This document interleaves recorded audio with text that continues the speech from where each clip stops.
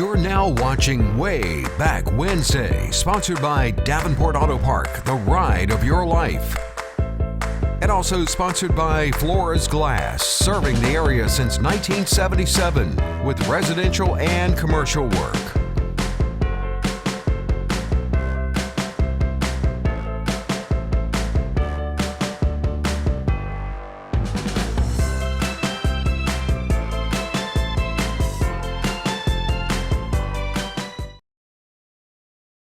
Good evening, friends, and welcome to another episode of Wayback Wednesday. I'm Randy Adcock. Glad you could be with us tonight. Last week we talked quite a bit about Rocky Mountain power and water and so forth. And during research for last week's show, I ran across some things that I had intended to share with you last week, and we just ran out of time. And so we're going to go back and cover some bits of information that we didn't get to last week, and we'll get to that in a few minutes. Before we do, though, I got a call today from Eric Dawson. He was down at the library talking with our friend Tracy Thompson today, and someone had sent Tracy a book entitled 100 Years of Pepsi Cola. Sound like something right down my alley. I've got to get by the library and check this book out. But anyway, I'd never heard of the book until Eric called me today and said it was down at the library. So as usual, I'm on the hunt now for this book. So if you know anyone who's got a copy of this book, 100 Years of Pepsi Cola is the title. And I think it follows the course of Pepsi from, if I'm not mistaken, it was originally down from New Bern area down that way. And of course, in later years, the Menzies brothers were involved with Pepsi Cola bottling. My father actually worked for Pepsi Cola bottling over on Church Street for a while. And if you remember, we had a show, it's been several months ago now, we talked about Pepsi Cola used to be down on the corner of Hill Street and Washington Street. There in the same building where Camasco was in later years, and the Rocky Mountain Popcorn Factory was in there. And then Bunco laundry systems were in there for a while too. But anyway, always been fascinated by the history of Pepsi Cola and all the products that are associated with the firm, with the company. So if you know anyone who's got a copy of that book, 100 Years of Pepsi Cola, I'd love to get my hands on it and add it to my collection. Also, while I was doing research for last week's show, I stumbled across a name of a park that I had totally forgotten about, and I wanted to do some research on that. So part of tonight's show, we're going to talk about Talbot Stith Park.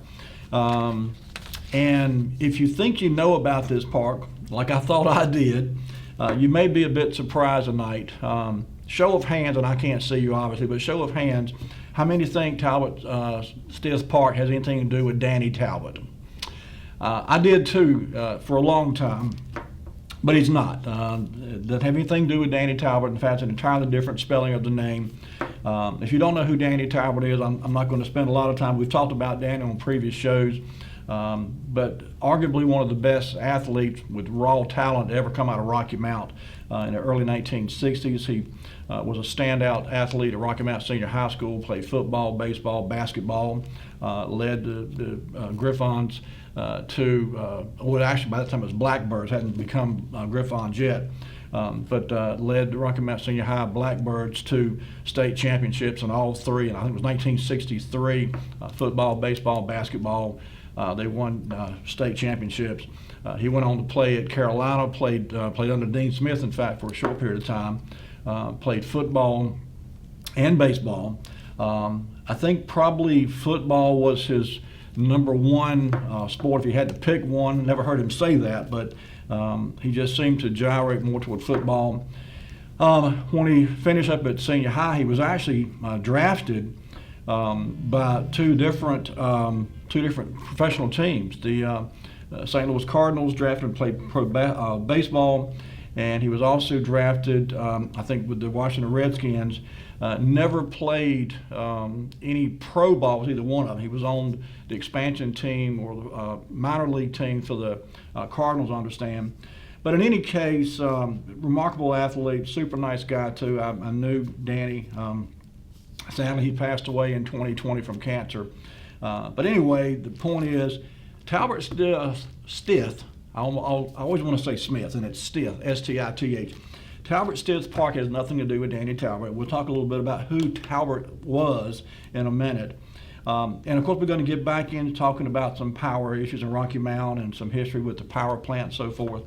So I'll tell you what, Lee, why don't we just jump right into it? Let's put item number 1 up on the screen for our viewers. And this was a newspaper clipping I found from August the 19th, 1938 in the Rocky Mount Telegram. I'm not going to read the whole thing, but I'm just going to read a little portion of it here. It talks about customers fighting a power rate increase here. All my life I've heard people complain about how expensive it is to buy electricity here in Rocky Mount. Just, utility bills seem to be a constant source of aggravation for people. And it was true in 1938 as well. This article starts off as attorneys for Thomas Powell of Domestic Electric Service Incorporated and for the town of Sharpsburg, 2 customers who buy electricity wholesale from Rocky Mount, asked the Board of Aldermen last night not to raise the wholesale rates as planned, but on the other hand to lower them. Attorney Kemp D. Battle, representing Powell, told the board in its semi-monthly meeting in the city courtroom that Rocky Mount charges the highest wholesale rates for electricity in this section of the state. He said that last month Powell paid the city $478.91 for 33,000 kilowatt hours of electricity. To illustrate his contention that other rates in eastern North Carolina are lower, Battle said that the same amount of electricity would have cost $475 in Wilson, $432 in Greenville, $415 from CP&L, and $353 from Virginia Electric and Power. I didn't know anything about domestic electric service before I started researching this, so I did a little research, and what I found out was rather interesting, at least it was to me anyway. In 1927, 2 enterprising gentlemen from right here in Rocky Mount got together and started a company called Domestic Electric Service. And they were actually very industrious. They arranged to buy power wholesale from the city of Rocky Mount. They ran their own power lines to provide power for rural sections, including Sharpsburg, rural sections of Nash and Edgecombe County. And it was not only commercial accounts, they had several residential customers as well. And they had various meters on light poles that the city of Rocky Mount supplied them. And so they would get their meter reading from the city of Rocky Mount. They'd get a bill from the city of Rocky Mount for the power they were buying at a wholesale rate. And they would in turn charge their individual customers. So they were like a repurchaser, rebuyer, repackager, whatever you want to call it, of power from the city of Rocky Mount. And they would in turn sell it to their customers over their own power lines. And that went on until the 1950s, actually, when Rocky Mount began to expand its city limits and take over some of these rural areas, areas that were previously rural. They got with these 2 gentlemen and said, you know what, we're coming all around you anyway, we just buy you out. And that's kind of what happened. They just bought out the power lines and poles, everything else. And so Rocky Mount eventually took over. But this was in 1938, and people were complaining. It just so happened this article was talking about these people who were buying wholesale. These 2 gentlemen from Domestic Electric Service and the town of Sharpsburg, of course, both were buying wholesale electric power from the city of Rocky Mount. But it was a point of contention for a lot of people, the rates that City of Rocky Mount was charging. Okay, let's move on then, Lee.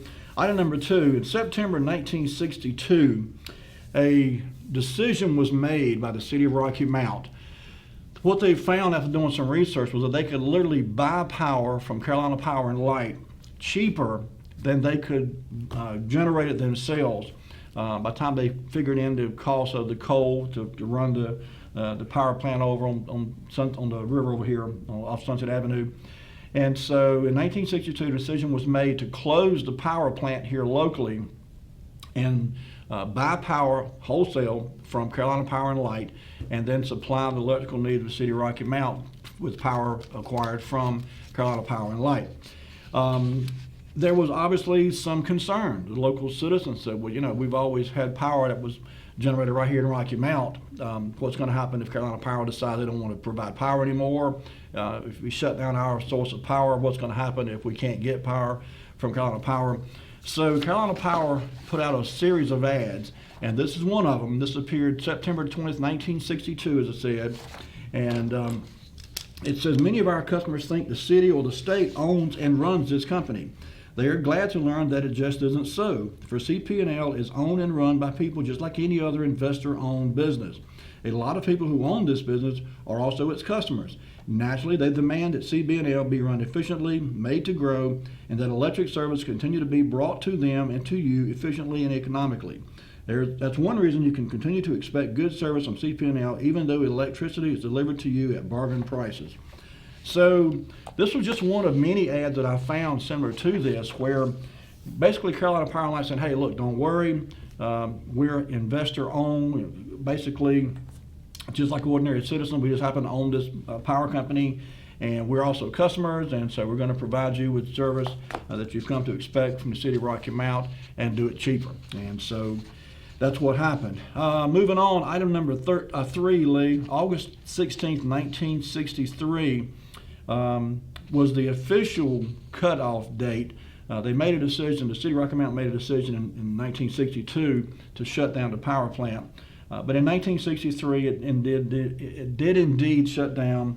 And so this ad appeared, again by Carolina Power & Light. It says, it's a big moment for tobacco growers when the chant of the auctioneer signals the sale of another crop. It's a big moment for other Carolinians too, because sale of this golden leaf will put an estimated $650 million in farmers' pockets. These are dollars that will be spent from the country store to Main Street, stimulating businesses all along the way. All of the products and services which these dollars may buy, electricity is one of the bigger bargains. The average dollar our customer pays for electric service today buys almost twice as much electricity as a dollar did just 25 years ago. To our tobacco growing neighbors and our customers too, we at CP&L say you can count on us for plenty of electric power at reasonable prices. So again, it was just to kind of settle the nerves of the uneasy public and kind of help them relax a bit and get used to the idea of getting power from a source other than the city of Rocky Mount. Okay, 1963, there was a decision, and we already decided we're buying power from Carolina Power & Light, but there was a decision that had to be made because what they were doing was the city of Rocky Mount basically only had 1 or 2 substations. And heaven forbid if something happened, a storm or some kind of other problem, equipment malfunction, it would literally put major swaths of the city in the dark. And so they contracted with the company, and I forgot the exact dollar amount. It was something like $600,000, if I remember correctly. And they put this huge network of power lines encircling the city of Rocky Mount. And they did that so that they could then input or put in place substations. And I'm not sure how many we ended up with. I didn't get that far reading along. But this article came out October 20th, 1963, and I accidentally cut off part of it at the top, but the headline read, "Utilities must expand to meet demand." And so there was, and at the same time that they were expanding the electrical capabilities for Rocky Mount, they were also working on increasing the gas capabilities. We were switching over from gas that had been previously created right here in Rocky Mount from our own gas plant, and they were converting over to propane, and natural gas, which meant, by the way, that a lot of, in fact, every stove, everything that had been used to running the gas that was generated here by the local gas company had to be converted. It's a different, it burns differently, it's a different type of gas, and so stoves and hot water heaters and anything that was previously being run on the gas that was previously created by the city of Rocky Mount had to be converted over to run on propane. So that's what these pictures are you're seeing here. The top one is just a snapshot of some guys working on these high power electrical lines that encircle the city. The middle picture there is a plow crew that's putting the gas line in place. And then the bottom picture down there is an employee of the city of Rocky Mount, Mr. N.M. Fowler. I'm sorry, that's the company that actually did the work. This gentleman here, I thought I saw his name somewhere. I don't see it at the moment. But in any case, this gentleman worked in the engineering for the city of Rocky Mount. So there was a lot going on in the early 1960s in Rocky Mount, from the power situation to the gas situation.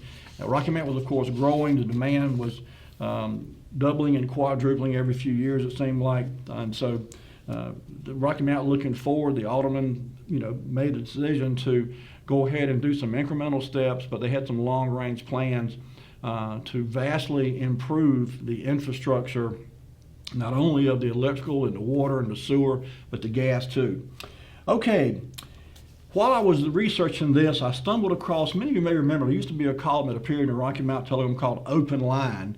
And that name derived from the idea that you could dial a phone number and you could leave a question with the Rocky Mountain Telegram, and they would try to find you an answer to your question. And it was called Open Line. So in February of 1970, February 22nd, in fact, item number 5, Lee, if you would, someone called in and left this question. It says, what is the story on those old railroad coaches by the city power plant? And the answer, it turns out, it says William H., in parentheses, Bill Rose of Rocky Mount, is one of a group in Rocky Mount, Nashville, and Spring Hope who are promoting the development of an old-style steam locomotive train run between Rocky Mount and Nashville as a tourist attraction. Rose said the group that purchased the coaches and a locomotive hoped to work out the program to activate the steam railroad. He said an arrangement is pending by which the train will use the seaboard coastline tracks from US 301 in Rocky Mount to Nashville. The group plans to sell stock to raise money to build an old-fashioned station with track to it and a wide turnaround in Nashville. They hope to build other attractions along the route of the run. Rose said Ron Zeal, widely known Long Island author of books and about steam locomotion, is a consultant. We hope to make this tourist attraction within the next 18 months to 2 years become a reality, because when I-95 highway comes through, it will cause a dislocation of the motel and tourist businesses. This planned tourist attraction will lessen that impact. So this was 1970, of course. I'm not certain if it's the same Bill Rose, but there was a Bill Rose, I believe his first name was Bill, that ran a service station over on Sunset Avenue for a number of years. And as I recall, he was also a collector of old antique cars. I think he lives out somewhere in Inglewood, in fact, and he had several old cars. I'm not sure it's the same Mr. Rose. I think it might be. But anyway, I just stumbled across that while I was looking for information about the power plant and so forth. And I thought, I remember those Pullman coach cars being over there on that little spur track that comes off over behind West Haven around the backside of City Lake and came around like it was going up to the power plant. And as a kid, we used to climb on those things and pretend we were taking train rides and so forth. And I always wonder why they ended up there, but this tells a story. It was actually a business model that just never got off the ground, unfortunately. And so, all right, I see at the clock, it's time for our first commercial break. Lee, if you would bring it back to me. When we come back, we're going to talk a little bit more about the building that was the power plant. It went through a series of for a number of years it was empty. There was nothing there. It was just stagnant. It was referred to as an eyesore, and a lot of folks were up in arms about the condition of the old powerhouse, power plant. So some enterprising people got together and said, let's do something with it. So don't go anywhere. When we come back from the break, we'll talk about that, show you some more pictures, and we'll give you a little more information about the history of power in Rocky Mount. We'll be right back.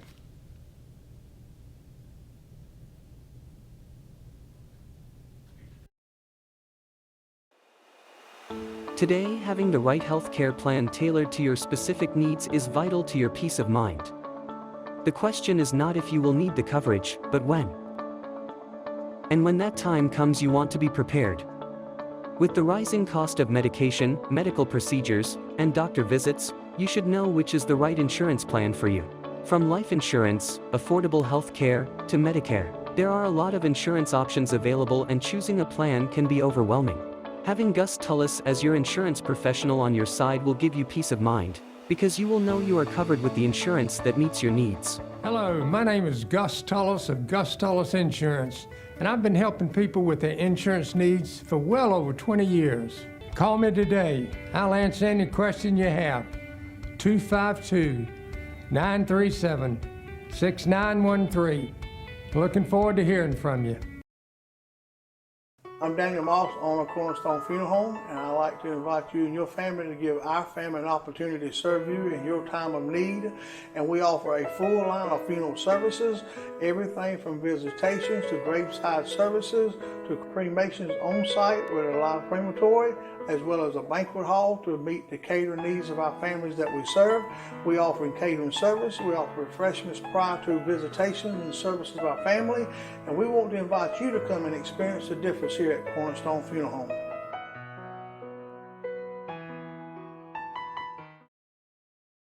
There's a main nerve that leaves your back that goes into your hip and goes down your leg. It's called the sciatic nerve.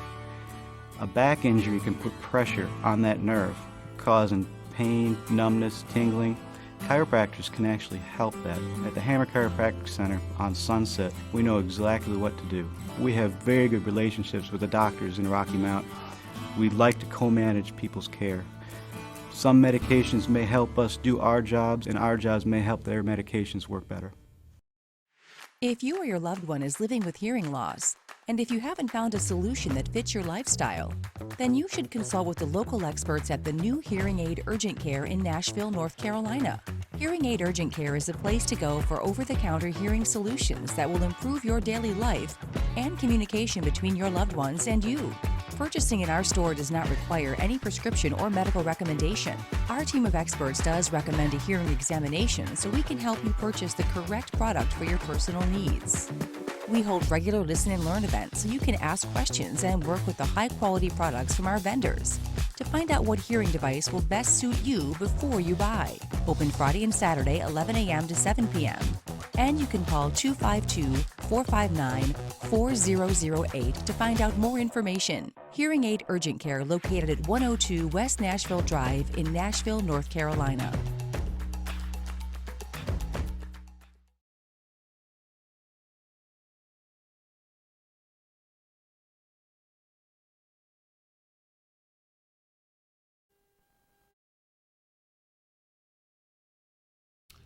And we're back. Before the break, we were talking about the Rocky Mount evolution of power generation and migrating from power being created right here in Rocky Mount or generated here in Rocky Mount to buying it from CP&L.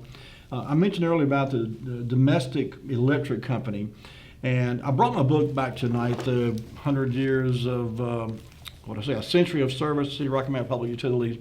I've been reading some of this book and been getting some neat information and history. I just want to kind of share a little bit here. There was three gentlemen that started a domestic electric company. It was Tom Powell, his brother Jay Powell, and then a fellow named Norman Strickland, who was their brother-in-law. And so anyway, these guys started out, like I said, primarily were rural customers between Rocky Mount and Sharpsburg. They eventually added some farm customers, and so they would they'd string the power lines out, get power to these customers, and then they would charge them, slightly higher rate than what they were paying wholesale to get power from the City of Rocky Mount. They ran this business from 1927 to 1957, so 30 years domestic power, and they were located, by the way, at 132 North Main Street.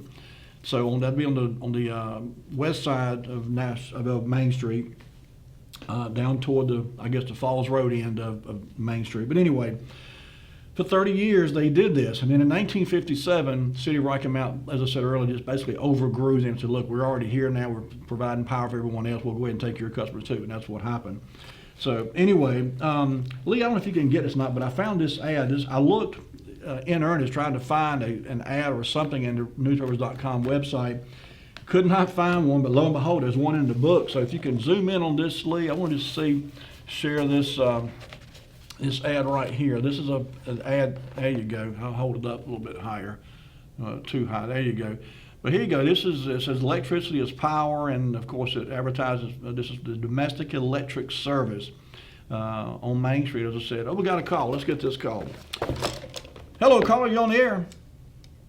Yes, right now I just wanted to touch base with you on that segment you had last week there about the old sewer plants and the old water plants. All right. Well, I worked for the city back there in the 70s, and I picked up on a few things along that line.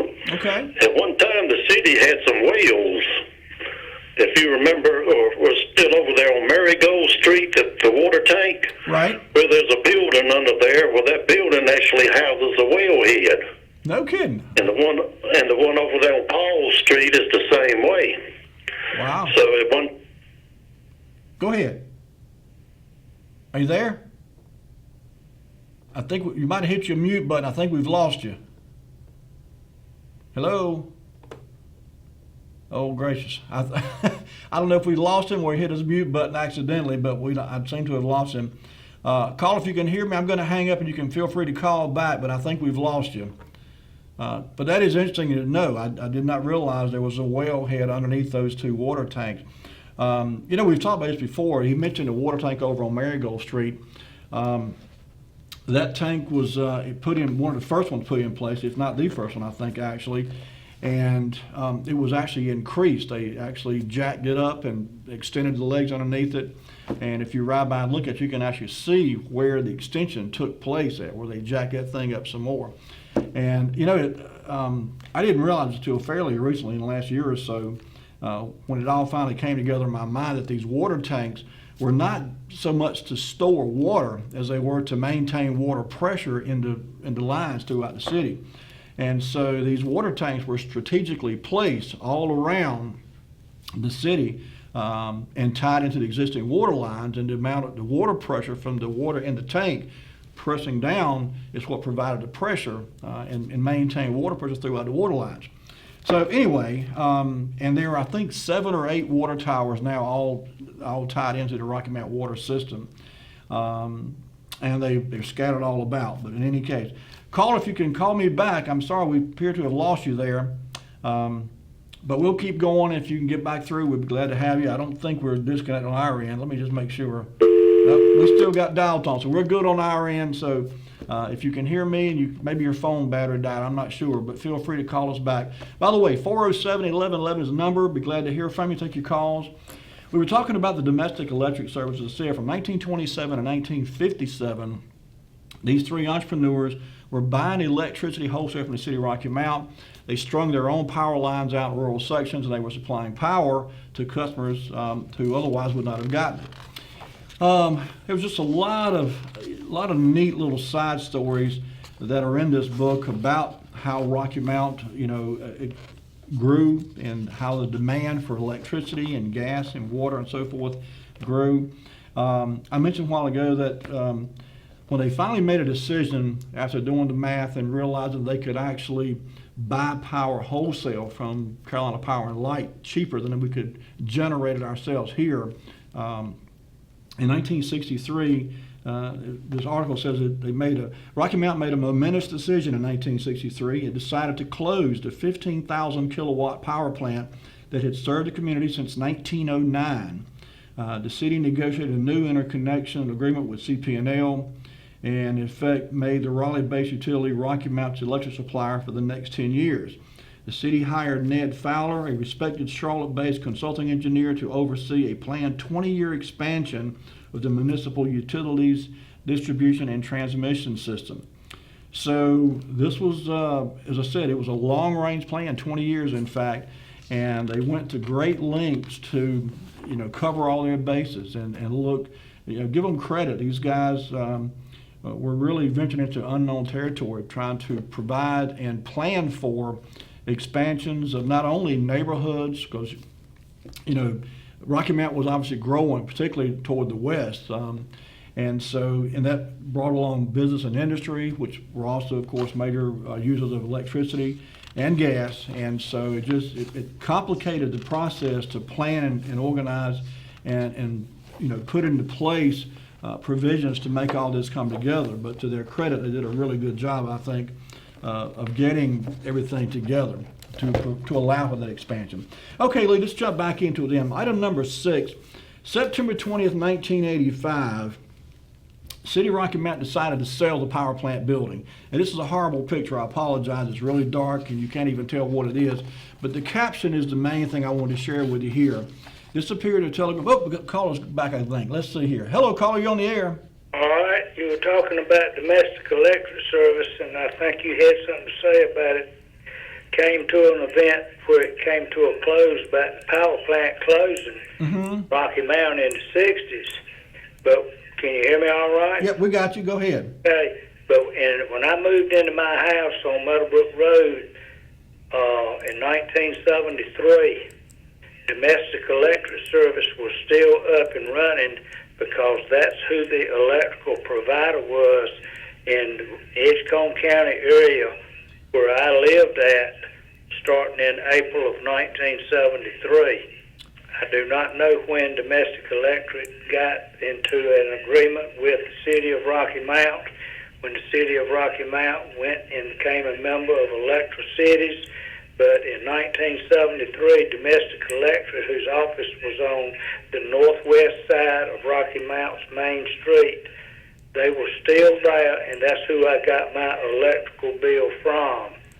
You know, you're exactly right. I misspoke earlier. What I should have said, when the City of Rocky Mount started providing power south, they took over domestic customers like headed towards Sharpsburg. That's what the article said. I misspoke. They did not go out of business. You're right.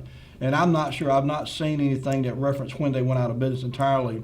But it was 1957 that the City of Rocky Mount took over their customers that were in the southern part of Rocky Mount over towards Sharpsburg, in fact. Right. Okay. All right. Thanks for sharing with us. Goodbye. Goodbye. Okay. All right. So this picture, as I said, appeared in the Rocky Mount Telegram September 20th, 1985. And it talks about the boiler room at the power plant. It says a huge boiler dominates the interior of the plant.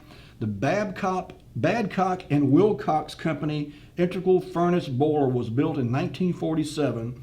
The boiler had a capacity of burning 150,000 pounds of coal per hour while producing a steam at temperatures reaching 725 degrees Fahrenheit.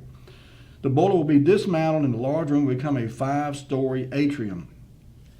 When you walk in the front of the power plant now, if you're going to eat, for example, there at Chico's, or if you're going to visit one of the other offices that happen to be in the power plant, stop for a minute and look up and just see that's a huge piece of machinery that was positioned in that area right there. And so I'm not sure what happened to it. My guess is it was probably sold for scrap metal. This thing had to be tremendous. But to be able to burn 150,000 pounds of coal an hour, it says here, and produce the steam at temperature of reaching 725 degrees. And of course the steam would run the turbines, and that's what generated electricity. But just a neat little tidbit about how the power was generated there at the power plant. Okay, Lee, let's go ahead to item number 7 if we could. This was also from 1985, and this was kind of a picture showing when these gentlemen that ended up buying, there was I think 3 different fellows who went together and decided to buy the power plant and turn it into something. This was what we refer to as a control room, and you can see it was just clutter and trash everywhere. The caption reads, "Old record books, instruction manuals, bills, receipts, and equipment parts litter the floor of the control room of the power plant. This room, which faces the river, will be turned into a restaurant." So I'm not sure. I'm guessing this would be where Chico's ended up being. The only thing there's not another restaurant. One little bit of information that I found interesting today when I was doing some research, further research on the building itself, there was plans for another restaurant on the top floor of that building, and for whatever reason it never came into fruition, I guess. But anyway, it looks like this is probably where Chico's ended up. It says this room which faces the river will be turned into a restaurant. So I'm guessing that was a Chico's space there. Okay, Lee, let's move on in. Item number 8. This is the article that accompanied those pictures I just showed you there. And I'm not going to try to read this whole article. It's fairly long, but this appeared, of course, same time frame, September 1985. And you read the headline, it says, "City's eyesore will take on new look."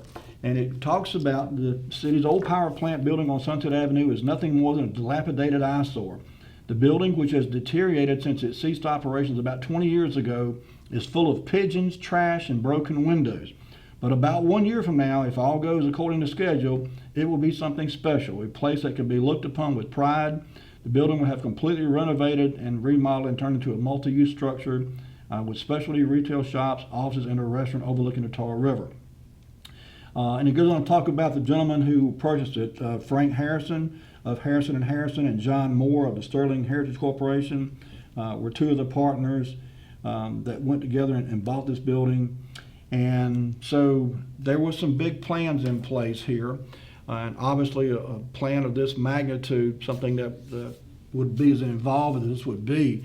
Before they could do anything, they had to clean it out, get rid of all this massive equipment that was in there, and get rid of all the trash that was in there, repair the broken windows or replace them, I guess what they probably did. Somewhere in this article I was reading, it said there was some parts of the building that were covered in sheet metal. It says the outside of the building will be cleaned extensively to enhance its appearance. Also, sheet metal that now covers the top 2 floors on the Sunset Avenue side of the building will be removed. In its place will be large plate glass windows. So, and they go on to say that Rocky Mount had been losing business to Greenville and Wilson and other cities, and the hope was to retain or bring back maybe some of that business that was going away. So this was pretty grand plans that these gentlemen had for this building, and I'm not read anywhere about what kind of investment they made dollar-wise. I'm sure it was a pretty healthy amount. But anyway, the plan was put into motion in 1985, and next picture, Lee, if you would, item number 9. This shows a clearing on the outside, November 24th, 1985. And you see the caption there, it says site clearing, and this caption reads, workers recently began clearing the site at the old power plant near City Lake Park on Sunset Avenue. The abandoned building will soon become a multi-use facility with specialty shops on the ground floor, offices on the top, and a restaurant overlooking the river. The facility is scheduled to open with its new look next fall. So this is in November of 85, and plans are to have this building open and ready for business by the following year. Okay. And indeed, item number 10, Lee, March 25th, 1986, this article appeared, and it says, power plant to have an array of new uses. On September 23rd, 1985, the Rocky Mount City Council approved the sale of the old city power plant building at City Lake to the Power Company, a Rocky Mount-based general partnership. Sale price of the abandoned structure was listed at $233,000. The sale had previously been approved by the city's redevelopment commission on September 19th. The building had been vacant for almost 20 years since the city began purchasing power from the North Carolina Eastern Municipal Power Agency in 1968. It goes on to say, it's going to take a lot of hard work, but we can't wait to get started. That was Mr. Frank Harrison speaking there. And so, as I said, they had a lot of big plans, and they had, I think, safe to say, some very smart people involved in putting this plan together. And lo and behold, it came to happen. Item number 11, Lee, if you would, on March 31st, 1987, this article appeared, or this picture appeared in the Rocky Mount Telegram. And you see the headline there, the caption, I should say, it says, Power Plant Opens. The power plant, the old municipal electric generation building, has been extensively renovated during the past year. The building overlooking the Tar River in Rocky Mount now houses offices and is to include a restaurant with a river view. The exterior shot above and interior views at left show the new look. And so I think I didn't get all the pictures that accompanied this article. I apologize. There was actually a couple more pictures apparently that I didn't get. But in any case, this was it opened March of 1987, and this was phase 1 of the operation. They ended up going in, doing some remodel a couple more times, and we'll get to that in just a minute. I just realized it's time for our next commercial break. So Lee, if you would bring it back to me. But yeah, this was it. 87, it opened back up as a multi-purpose retail / office environment facility, and I think it's done fairly well over the years. I know some of the folks who operate there. Ironically, WHIG TV used to be in that building. Many years ago, I hosted another TV show. Some of you may remember them, you may not, but I hosted a show called WebWorks. It was all about the internet, about computers and so forth. And at that time, WHIG TV was in the power plant building on the second floor. And so I think that show aired on Wednesday night also, as a matter of fact. So I'd go there every Wednesday night and do a show about the internet and about computers. Anyway, let's go take our next commercial break. Leave. When we come back, we'll talk a little bit more about the power plant and the history of the area.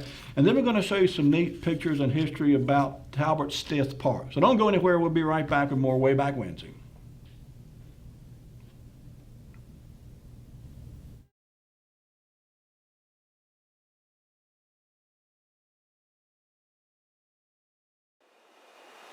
Today, having the right healthcare plan tailored to your specific needs is vital to your peace of mind.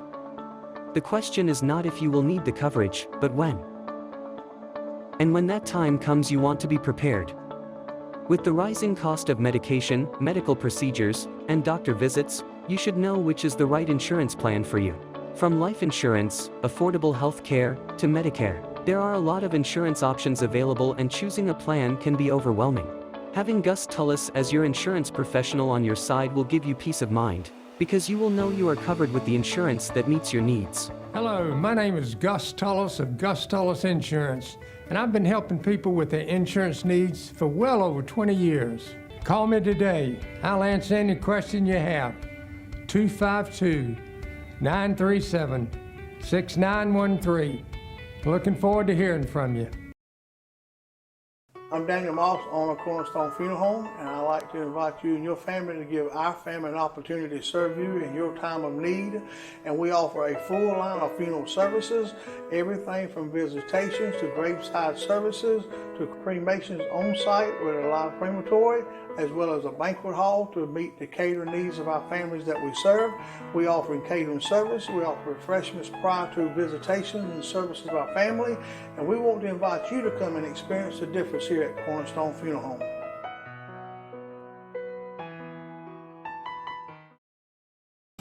There's a main nerve that leaves your back that goes into your hip and goes down your leg. It's called the sciatic nerve. A back injury can put pressure on that nerve, causing pain, numbness, tingling. Chiropractors can actually help that. At the Hammer Chiropractic Center on Sunset, we know exactly what to do. We have very good relationships with the doctors in Rocky Mount. We like to co-manage people's care. Some medications may help us do our jobs, and our jobs may help their medications work better. If you or your loved one is living with hearing loss, and if you haven't found a solution that fits your lifestyle, then you should consult with the local experts at the new Hearing Aid Urgent Care in Nashville, North Carolina. Hearing Aid Urgent Care is a place to go for over-the-counter hearing solutions that will improve your daily life and communication between your loved ones and you. Purchasing in our store does not require any prescription or medical recommendation. Our team of experts does recommend a hearing examination so we can help you purchase the correct product for your personal needs. We hold regular listen and learn events so you can ask questions and work with the high-quality products from our vendors to find out what hearing device will best suit you before you buy. Open Friday and Saturday, 11 a.m. to 7 p.m. And you can call 252-459-4008 to find out more information. Hearing Aid Urgent Care located at 102 West Nashville Drive in Nashville, North Carolina.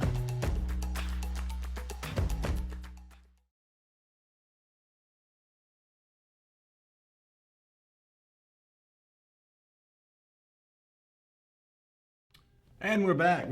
During the break, I actually went back in my trusted book about the century of service of Rocky Mount Utilities. And Eric was exactly right. What I should have said, I'm going to read what it says here about domestic electric service. It says, in the spring of 1957, Rocky Mount acquired all of Domestic Electric's distribution lines within the city. A number of those lines served areas outside the city which were annexed during the 1950s, including Lincoln Park and Inglewood. The caption to that picture I showed you earlier reads as follows. Domestic Electric Service was both a competitor and a customer of the city's municipal electric utility. Originally created to serve rural customers south of Rocky Mount, Domestic service territory grew to include portions of the growing city. In 1978, Rocky Mount purchased Domestic Electric Service Incorporated. So they did indeed operate for another 20 years after the city bought all their power lines.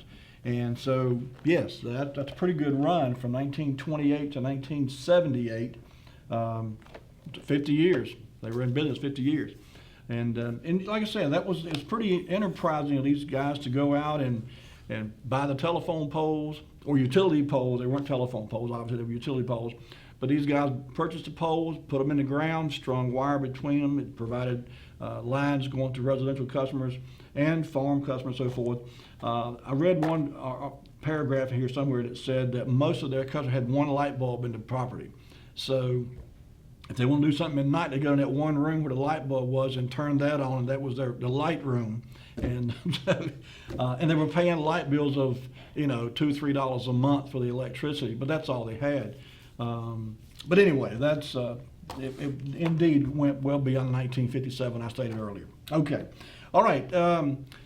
Let's jump back into it. This next picture is terrible too. I apologize. It's just a really bad. I tried to clean it up a bit. It just wasn't much I could do with it.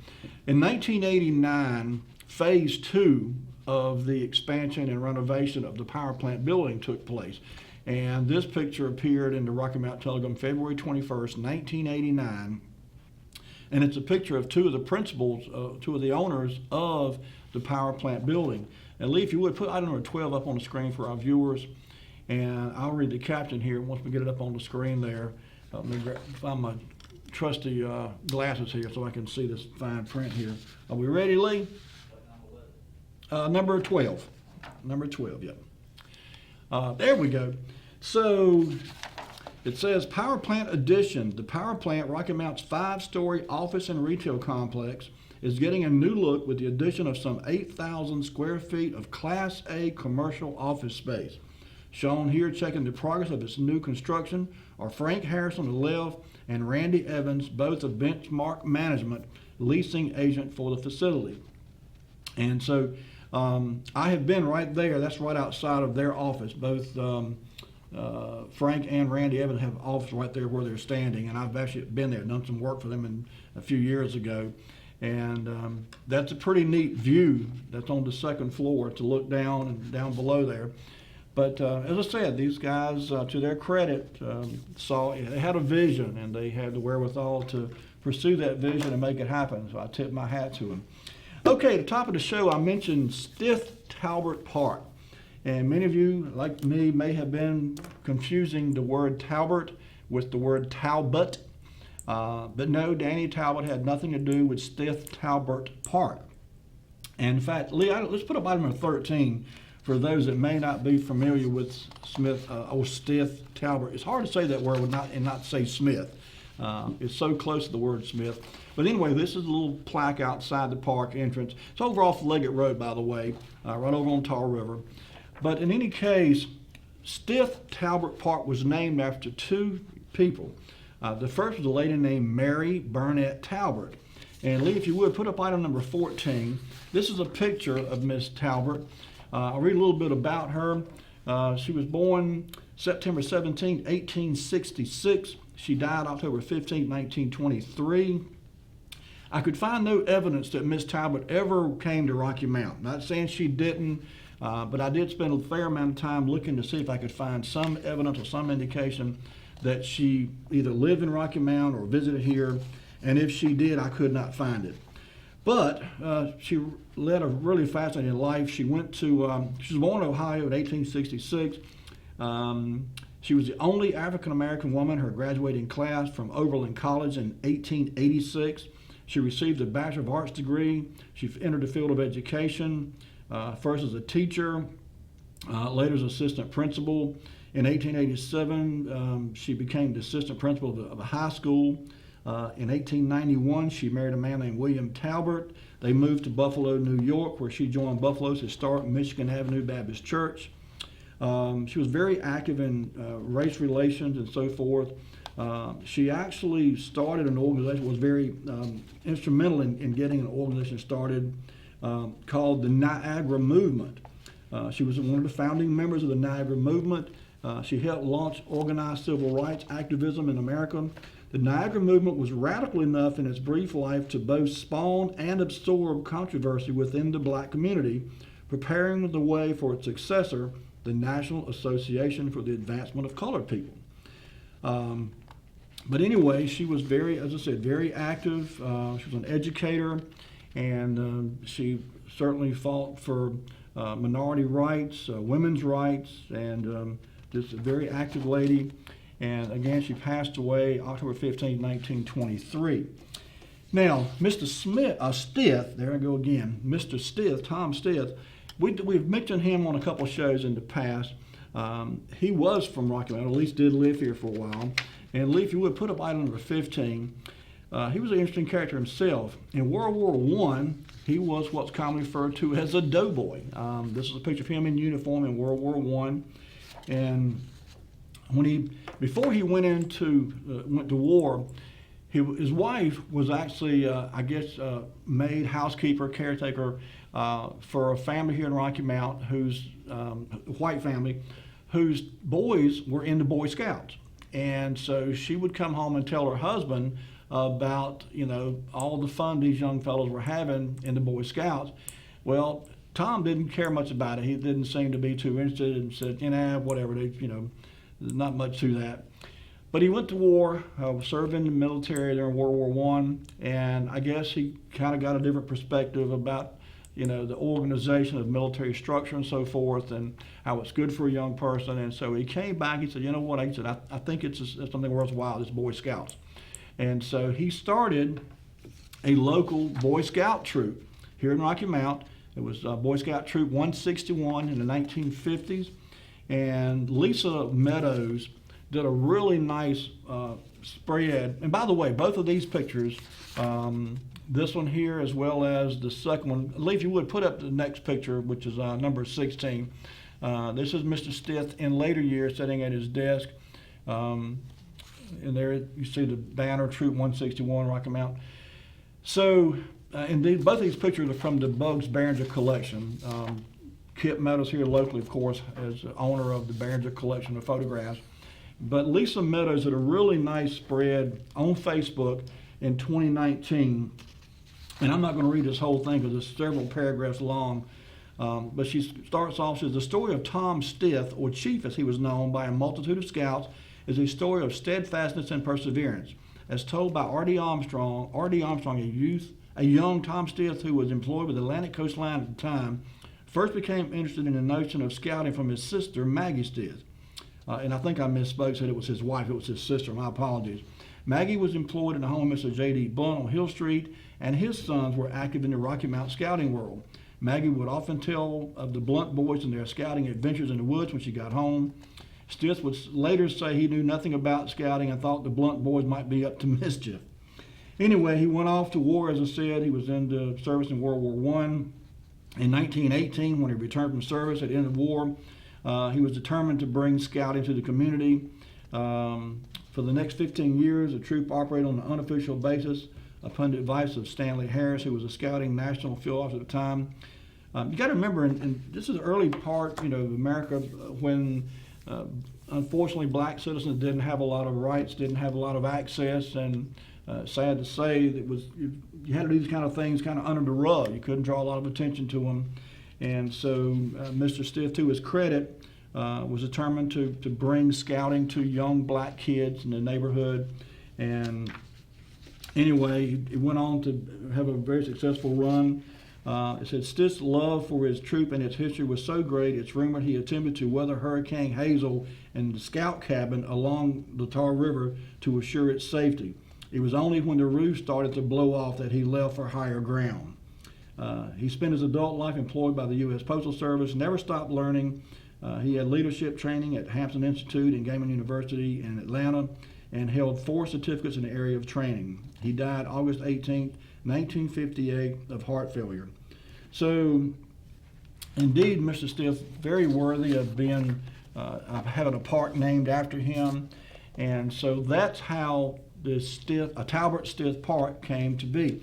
Now, a little bit of interesting history about Talbert Stith Park. Item number 17, if you would, Lee. This article appeared in the Rocky Mount Herald, June 29, 1934. And it says, final arrangements have been completed for the initial opening of the Mary B. Talbert Park and Playground for Colored Children, located on Park and Coleman Avenues, Monday afternoon, June 25th at 5:30. The park and playground is being reconditioned and is under supervision of competent adults. So you'll notice in 1934, this park was known as the Mary B. Talbert Park. Now, and of course, the park has been relocated at least once that I found, and probably more than once actually. Item number 18, Lee, August 21st, 1937. This article appeared in the Rocky Mount Telegram, and it talks about a team of local baseball players. It says Black Swans will play Fremont Giants Sunday. The Black Swans local Negro baseball team will play the Fremont Giants at 3:15 tomorrow in Talbot Park. Smokey Joe Pittman, armed with his own pitching innovation, the yo-yo ball, will pitch for the Swans. So, over the years, Talbot Park became an athletic field of some notoriety. In fact, in 1938, Lee, item number 19, they began to have boxing matches there.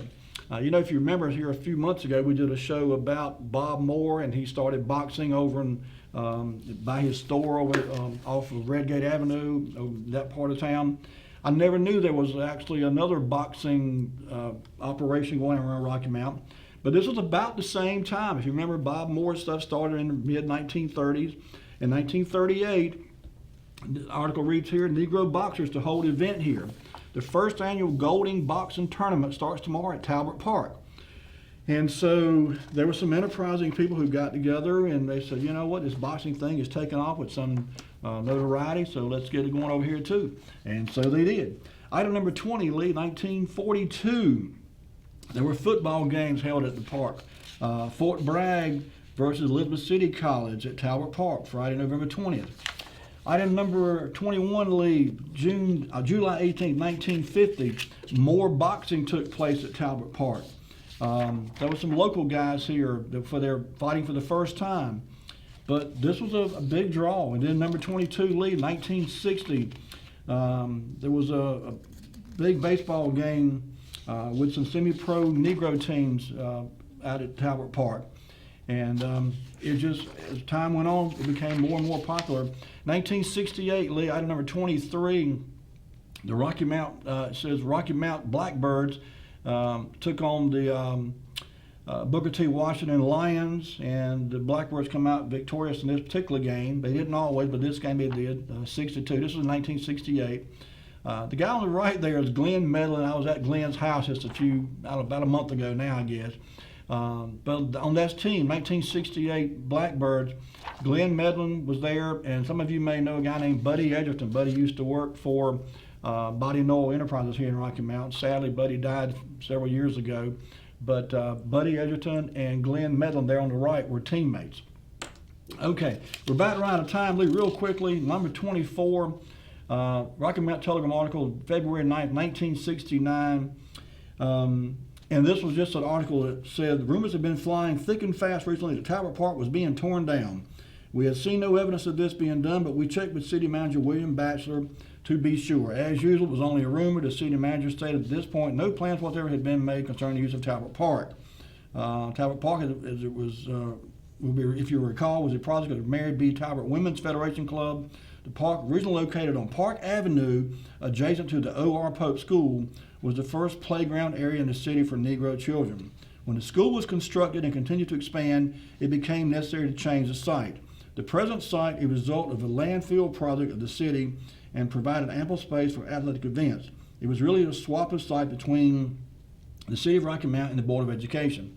If I'm not mistaken, that park was at the location of one of the previous sewer plants. And lastly, real quickly, Lee, the last picture, this is the aerial view of the area where the park was, and you see Tar River there at the top of your screen. Right there in the middle, you see the baseball diamonds, kind of lower to the right a little bit than middle screen. But nice big park and a lot of activity over the years there.